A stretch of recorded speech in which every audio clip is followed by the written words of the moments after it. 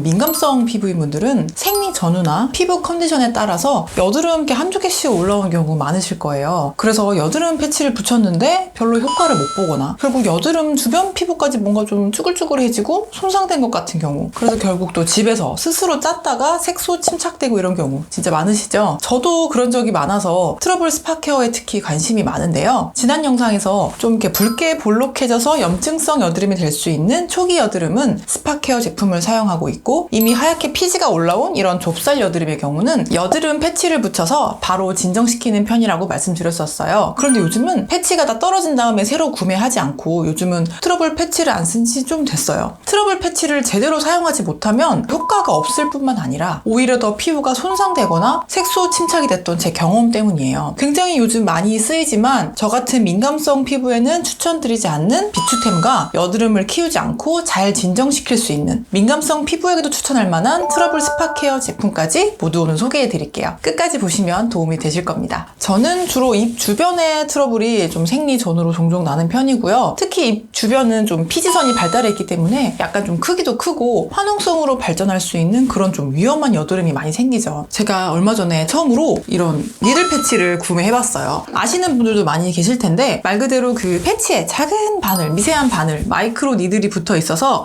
여드름 안으로 침투를 해서 진정시켜주는 그런 제품이죠. 저도 좀 궁금하기도 하고 실제 효과가 어떤지 궁금해서 사용을 한번 해봤습니다. 제가 쓴 제품은 그 여드름 부분을 이렇게 닦아낼 수 있는 거즈랑 그 트러블 패치가 한 세트로 돼 있었어요. 그 거즈에는 염증 완화를 돕는 살리실릭 애시드, 티트리 오일 같은 성분이 들어있었고요. 그래서 조금 전 닦아낼 때부터 좀 따끔거리는 느낌이 들더라고요. 그리고 그 이제 위에 이제 패치를 붙이는데요. 일단 그 바늘 때문에 좀 아픈 느낌이 들었어요. 그렇게 여드름 안으로 침투를 해서 가라앉히는 원리이니까 이 한 통을 이제 쭉 바꿔가면서 쓰는 동안 여드름의 염증은 가라앉는 것 같은데 좀 따끔거리고 자극적인 느낌은 계속 쓸 때마다 있더라고요. 그리고 좀 가장 큰 문제는 그 바늘과 그 성분으로 인해서 여드름 주변의 피부까지 좀 자극을 받고 상처가 생기는 느낌이어서 여드름은 뭐 가라앉았지만 깨끗하게 가라앉은 게 아니라 빨갛게 자국이 남고 지금까지도 여기가 지금 색소 침착이 남아있는 상태예요. 그래서 되게 굉장히 속상하더라고요. 제가 전 영상에서 극적인 효과를 기대하면 자극이 될 확률도 높다라고 말씀을 드렸는데 또 제가 딱 그런 사례를 경험한 것 같았어요. 물론 이 제품도 굉장히 잘 쓰시고 잘 맞는 분도 되게 많아요. 그러니까 이 제품 자체가 안 좋다는 게 아니라 저처럼 피부 자체가 좀 얇고 상처가 잘 나고 상처가 났을 때 많이 붉어지고 좀 회복력이 느린 경우는 그 패치에 붙어있는 바늘과 염증 완화 성분이 좀 강할 수도 있어요. 그래서 오히려 그 주변 피부에 상처를 유발할 수도 있는 것 같아요. 내가 어떤 피부인지 한번 잘 생각해보시고 저와 비슷한 경우라면 좀 사용하시는 걸 고민해보시는 게 좋을 것 같아요. 다행히 요즘은 트러블 스파 제품들이 정말 다양하고 잘 나오고 있어요. 제가 사용하고 있는 트러블 스파 케어 제품 두 가지를 소개해 드리려고 합니다. 두 제품이 특징이 꽤 달라서 한번 보시고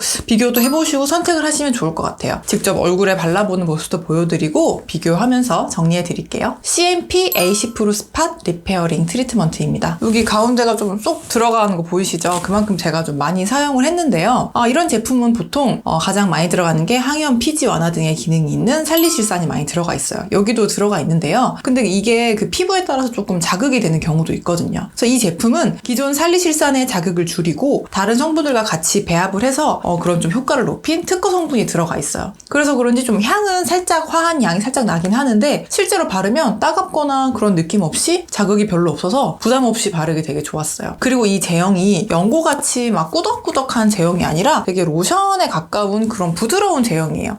그래서 되게 잘 발리고요. 그래서 좀 부담이 없는 게 되게 큰 장점이에요. 그래서 작은 스팟 부위에 바르기도 괜찮았고요. 넓게 펴바르기에도 판테놀이나 베타글루칸 같은 성분이 있어서 보습감도 적당히 있기 때문에 부담 없이 적절한 제품이었습니다. 그리고 보통 이런 스팟을 바르고 난 후에는 좀 메이크업이 밀릴 수 있으니까 오전에 쓰기가 좀 어렵잖아요. 그런데 이 제품은 제형이 가볍기 때문에 흡수 잘 시켜주고 선크림이나 베이스 제품 같이 쓰기에도 그래서 괜찮았어요. 그리고 용기도 참 편리해서 저희가 좋아하는데요. 지난번에 제가 파데프리 제품 영상에서 소개해드린 더랩 바이 블랑도 토너 크림 제품이랑 용기가 되게 비슷해요. 용기 입구가 이렇게 길고 뾰족해서 트러블이 이렇게 바로 사용하기 너무 편하고 갑자기 막 울컥하고 나온다거나 답답하게 잘 안 나온다거나 이런 게 없이 적당히 원하는 만큼 짜서 쓰기 편리한 제품이었어요. 이런 편리한 용기도 되게 손이 가는 포인트 중에 하나인 것 같아요. 그래서 저는 염증성으로 번질 수 있는 좀 빨갛고 작고 볼록한 그런 초기 여드름이나 좁쌀 여드름 모두에 사용을 잘 하고 있습니다. 뭐 아침이나 저녁이나 구애받지 않고 사용을 하고 있어요. 그리고 이 제품은 현재 진행 중인 트러블뿐만 아니라 마데카소사이드나 나이아시나마이드 같은 성분을 통해서 좀 트러블이 가라앉은 후에도 색소 침착까지도 조금 효과를 줄 수 있는 그런 제품이라고 설명이 되어 있어요. 색소 침착 개선 테스트도 거친 제품인데요. 저도 이제 이 제품을 사용하고 나서 이 색소 침착 부분이 서서히 연해지고는 있어요. 그런데 원래 저희 피부가 스스로 자생 능력과 재생 능력이 있기 때문에 서서히 좀 시간이 지나면 어느 정도는 좀 회복을 하고 색소도 옅어지기도 하거든요. 그래서 사실 이 제품만으로 색소 침착이 아주 좋아졌다. 이렇게 체감하기까지는 좀 어려운 것 같아요. 근데 그런데 원래 색소 침착이라는 게 빠르게 개선되는 건 아니기 때문에 그리고 자극도 없고 그래서 저는 이 색소 침착된 부위도 종종 발라주고는 있어요.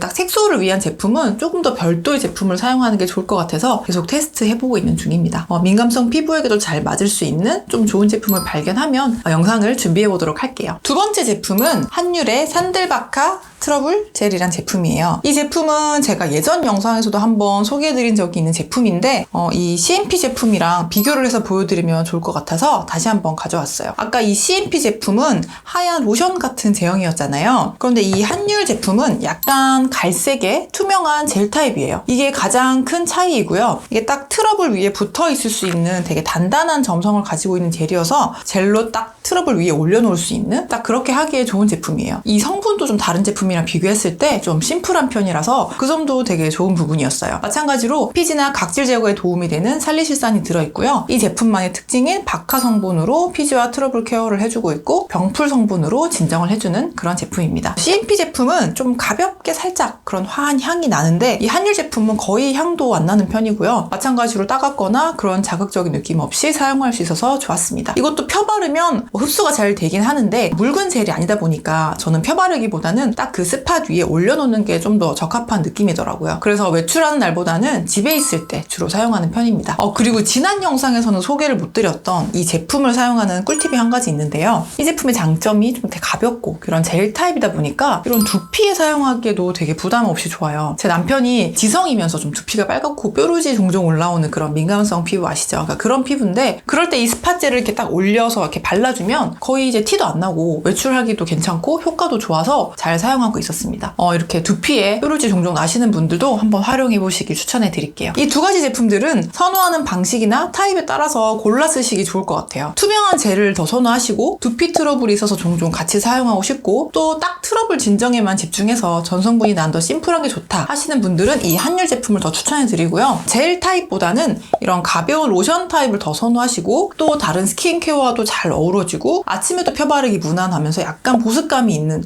그런 제품을 찾으시면 이 제품이 더 맞을 것 같고요. 그리고 또 아주 효과가 제가 뛰어나다고 말씀드리진 않았지만 그래도 좀 트러블이 가라앉은 후에도 색소 침착 케어에 사용할 수 있는 그런 기능까지 있는 제품을 원하시면 이 CMP 제품이 더 좋으실 것 같습니다. 저 같은 경우는 이 두 제품 모두 골고루 쓰는 편이에요. 시간이나 시기에 따라서 조금씩 손이 가는 게 달라서 한번 구분해서 말씀드려볼게요. 먼저 아침에는 선크림을 바르거나 여러 개를 덧바르는 편이니까 아침에도 좀 바르고 싶을 때는 이 로션 타입의 CMP 제품을 쓰고 있어요. 그리고 그냥 집에 있는 날에는 다른 걸 덧바르지 않으니까 이 한율 제품을 트러블 위에 딱 올려놓고 그렇게 쓰는 경우가 많은 것 같아요. 그리고 가끔 남편이 두피에 뾰루지가 났다고 얘기를 하면 이 젤 타입인 한율 제품을 발라주기도 하고요. 그리고 잠들기 전에 좀 사용하고 싶을 때는 베개에 묻을 수도 있고 아이가 제 얼굴을 막 만지기도 하고 그렇기 때문에 이 한율 제품보다는 이 CMP 제품을 더 쓰게 되는 것 같아요. 그리고 여드름이 좀 가라앉은 후에는 이 CMP 제품을 종종 발라주면서 색소 케어도 해주고 있습니다. 여드름 패치에만 너무 의존하면 정말 진정이 필요한 그 골든타임을 놓쳐서 더 진행이 되고 악화되는 경우가 있어요. 저처럼 또 패치가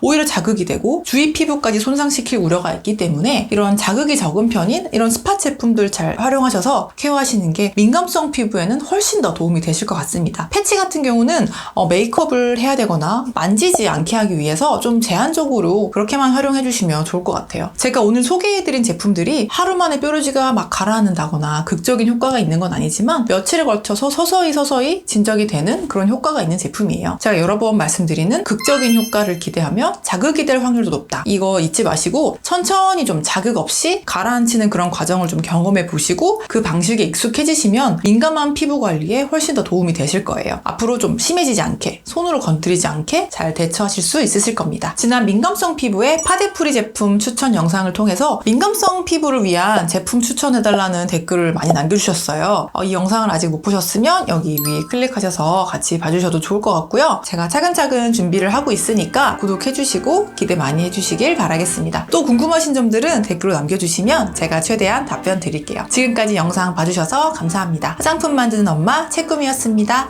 감사합니다.